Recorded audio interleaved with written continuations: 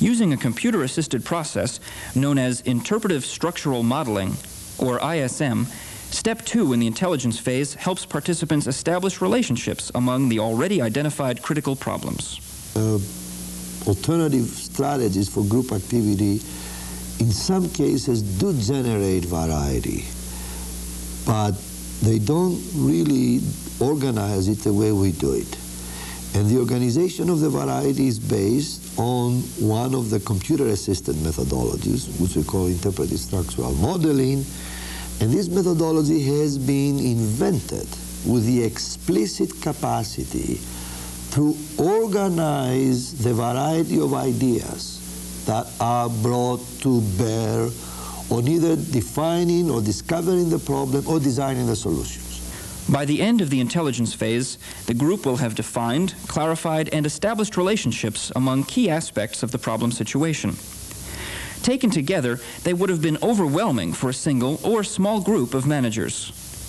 There's a message in that for us looking to the future, and that is that rather than a process of just sort of letting people filter up to the top in this organization, we need a planned strategy in terms of developing the managers with the appropriate skills that we will need to make this kind of thing happen in the 1990s.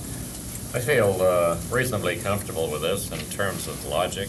I'm surprised, considering the number of very close votes. I would expect more confusion in the picture.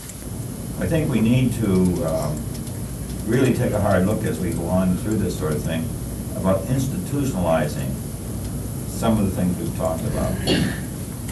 Data management is a good example where data files have grown throughout the agency to satisfy almost personal needs rather than agency needs. Having defined and clarified various aspects of the problem situation, the same managers are faced with a different set of tasks.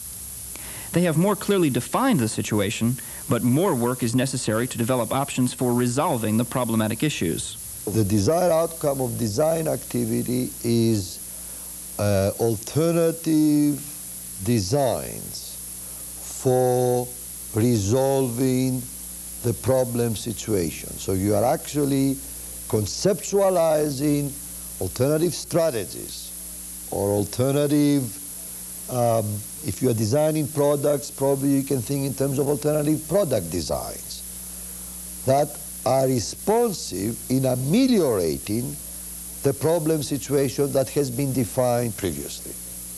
So there can be more than one alternatives for resolving that particular situation. And that also relates to the notion of variety that we talked previously. If you're dealing with complex situations, you have a variety of options or ideas, and you need also to organize those options in a way that you will get meaningful strings of options. And those strings of options represent an alternative. But on the basis of our experience, groups come up with more than one alternatives. After completing the intelligence and design phases of interactive management, the managers have established a clear understanding of the problem situation, and a set of options for designing the organization of the future for NMFS has begun to emerge. It now remains to decide which options are workable and desirable, and to plan for their implementation.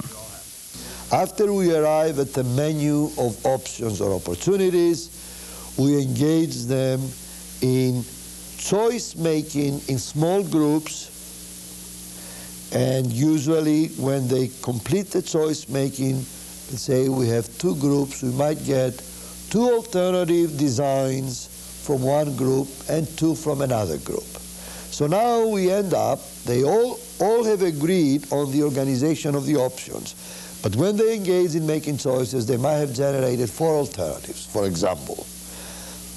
What our task then is to help them, again methodically and systematically, to select the best alternative among the four that are being proposed through small group activity. Throughout the IM process, from the original definition of the situation down to the final implementation of the preferred solution, the managers are given printed records of each step. Each participant's statements, charts, and figures of all structures created, even records of explanatory comments made during discussions, are provided. After the sessions are finished, the managers have not only a workable solution, they also have a written map of the territory they have covered. As the NMFS managers finished their final session, it was apparent that their expectations had been met and exceeded by the interactive management experience.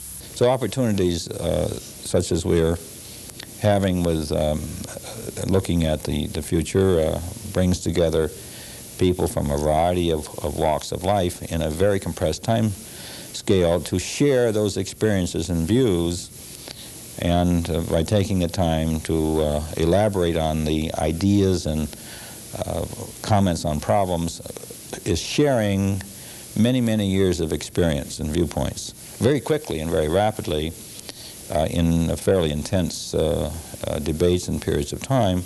But nevertheless, I think the lessons come through loud and clear.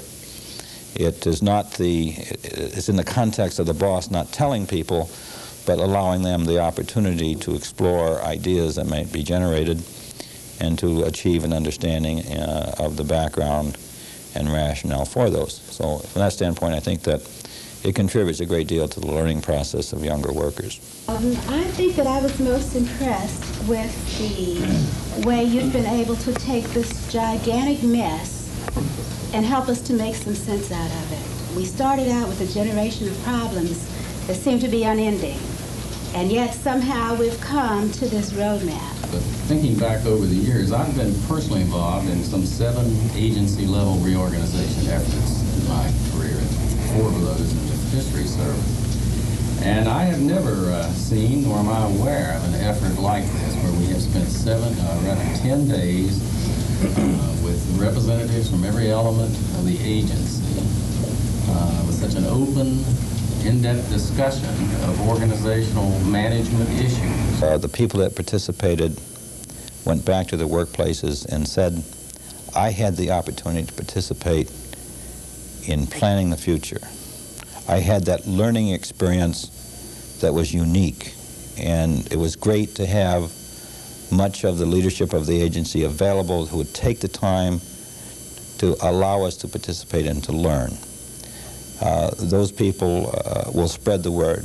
I think this is already has had and will have further implications in terms of loyalty to the organization, dedication to their job, which results in probably less absenteeism, less complaining among themselves, and they're also able to articulate among their wide variety of friends and acquaintances outside of the workplace what the agency is about and why we go about doing the things we do. I think that's one of the real basic and very important things that came out of those 10 days of work sessions. While many of us have looked at this glob of a problem, have had some sense of what it entails, we all recognize that as far as working toward the solutions, we didn't have all the solutions either. And I think in dealing with the problems that lie ahead of us, and there are many, that we can go into it now with a sense of confidence of having at least explored the problems, the range of some of the solutions, and meet that challenge in the future. I think, in fact, if we'd had something like this 10 years ago, before